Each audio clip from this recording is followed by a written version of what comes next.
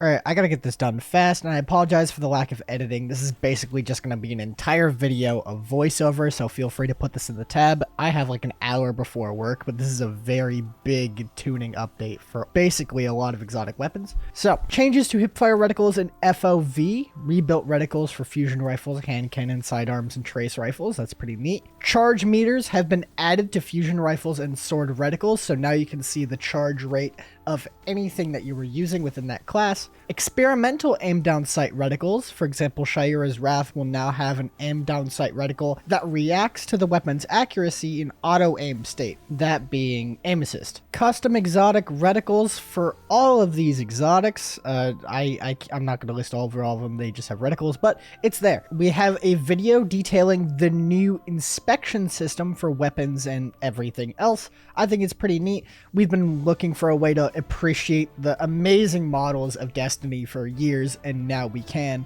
In the video they show off conditional finality, and goddamn, it looks fucking amazing. Finally nice to be able to appreciate those models. Now we're on to the accessibility changes. Previously we had an option to basically give full auto trigger to every weapon in the game in the accessibility settings. Now they are adding full auto melee, where all you have to do is hold down the button and you will continue to melee. That's pretty good for my bonk titans out there. No more fucking around. Onto some balance changes for general weapon archetype stuff.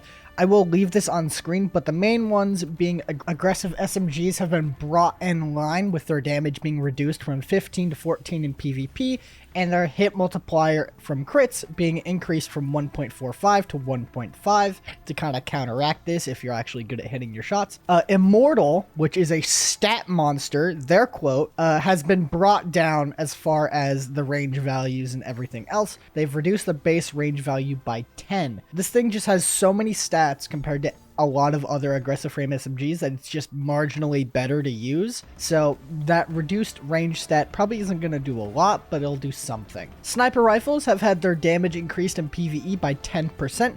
Izanagi's Burden will not receive this buff. Sad. Alright, on to the exotic weapons. These are some pretty massive changes. Eyes of Tomorrow. You will now gain a missile volley back refunded to you upon killing 4 targets with a missile volley. So I don't know if this generates ammo or if it pulls from reserves. I'm assuming it pulls from reserves, but that does add to the viability of Eyes of Tomorrow just a tiny bit. Graviton Lance's RPM has been increased from 257 to 300, and they reduced the burst delay by 20%, so it'll now be more akin to the Revision Zero's Haka rounds. They also rebalanced the damage output in PvP and PvE, so overall it'll just be a better, more consistent experience. Jade Rabbit has been adjusted, so the buff text to show when Fate of All Fools has increased body shot damage is now active. It'll be on your buff bar, and quickly hitting 3 critical hits will now refund 3 shots instead of 1. Manticore, the silly meme gun. They increased the catalyst damage resistance from tier 3 to tier 4, increased movement speed during hang time, and activating the catalyst will now partially refill the magazine. That's pretty good. Lumina's cap on Nova rounds was previously 5, they are raising it to 6. Heart Shadow wasn't quite hitting the fantasy they wanted to, so they will be increasing the damage after 0.25 seconds of being invisible instead of 1 second,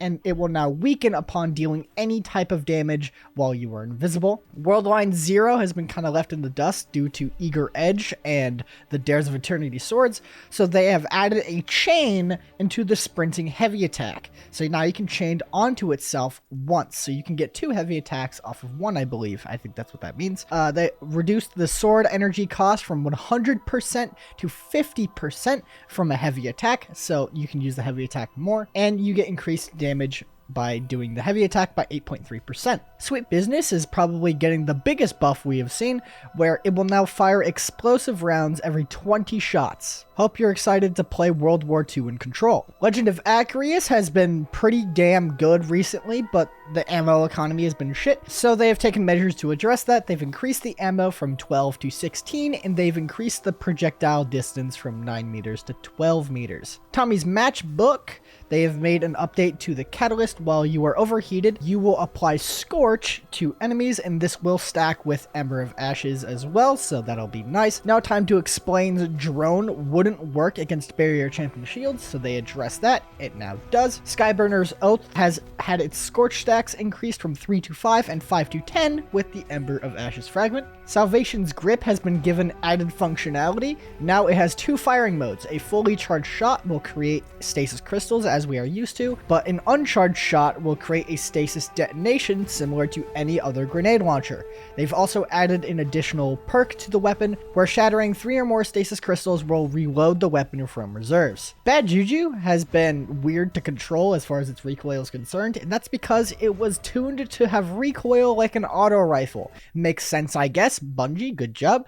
They've nerfed that, so now it'll be in line with other pulse rifles. Fighting Lion was unintentionally receiving massive damage to red bar enemies, so they've addressed that. However, they will still be getting the 40% damage bonus for exotic primary weapons. Thunderlord, this is a big one. Thunderlord meta is basically dead now. As I predicted, I'm so smart. Look at me, big brain. It was hitting the divinity bubble twice. So every lightning strike, you would actually be hitting 2 or 3 times more than you probably should normally. They've addressed that. You will no longer be hitting a div bubble multiple times. So Thunderlord's still going to probably be really good, especially against Nezarec, but it's going to be less good. Winterbite, it has been quote-unquote fixed.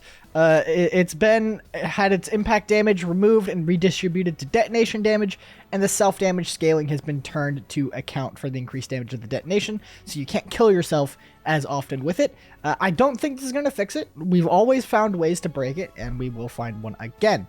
Some perk adjustments, starting off with Fragile Focus. Previously, it was way too damn punishing to actually use the perk, seeing as it took 1 stray bullet to nullify your entire perk, so they've made it so that it will last until your shield pops, and then it will return when the shield regenerates to 100%. Thresh, Demo, and Pugilist have all been kind of on the wayside as far as glaives are concerned because they didn't actually get the bonus.